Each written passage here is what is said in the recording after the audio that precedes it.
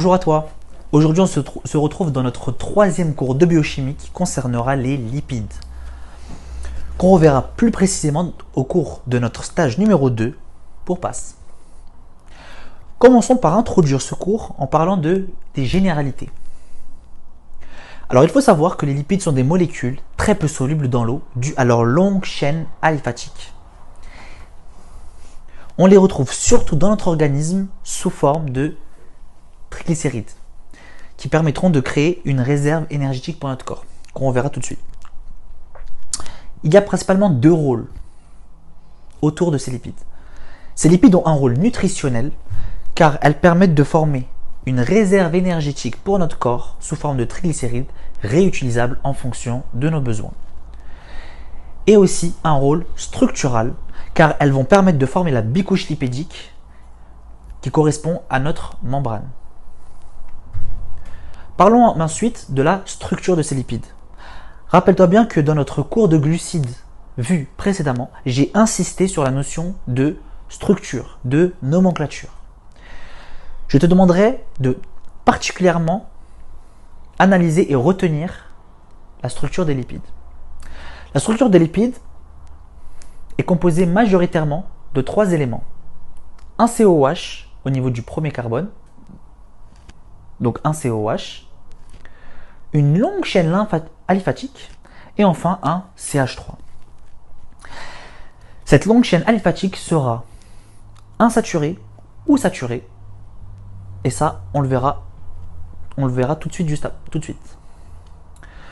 Ici je te donne l'exemple de l'acide palmitique qui est un acide gras qui est ici saturé. Pourquoi? Car il n'a pas de double liaison. S'il aurait eu des doubles liaisons, on l'aurait appelé acide gras insaturé. Tu remarqueras aussi les lettres alpha, bêta et oméga. Alpha ici correspondra au deuxième carbone, bêta au troisième et oméga correspond au carbone au niveau du CH3. Un petit rappel du cours d'avant au niveau des glucides et au niveau de la bêta-oxydation. On a parlé brièvement de la bêta-oxydation. Et donc, cette bêta-oxydation ici survient au niveau du troisième carbone des acides gras. Donc, ils peuvent être insaturés ou saturés en fonction de s'ils ont une double liaison. Et leur nomenclature est particulièrement importante.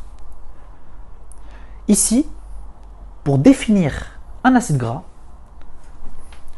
on comptera le nombre de carbones séparant le CH3 de la dernière double liaison s'il y en a un. Donc ça c'est pour la nomenclature précisément des acides gras insaturés. Un exemple, avec l'acide palmitoléique.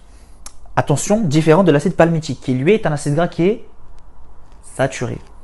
Donc ici, nous avons un acide gras insaturé avec une double liaison que vous voyez ici.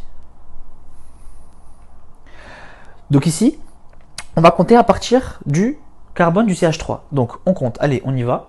1, 2, 3, 4, 5, 6, 7, 8, 9. L'acide palmitoléique sera représenté ainsi par la lettre C qui correspond au carbone, 16, le nombre de carbone, 1 pour le nombre d'insaturations, delta, c'est parce que c'est la nomenclature, c'est comme ça, et 9 pour préciser le nombre de carbone séparant ces deux éléments. Attention à ne pas confondre avec la série de l'acide gras, où là, on comptera le nombre de carbone entre le COH et la première double liaison. Un exemple, pour l'acide palmitoléique qu'on vient de voir ici, la série sera de N-7. Si on compte ici, on prendra le premier carbone, donc 1, 2, 3, 4, 5, 6, 7. On obtiendra ainsi un acide palmitoléique de série N, car c'est la nomenclature, N-7. Je te remercie et je te dis bon courage et à bientôt.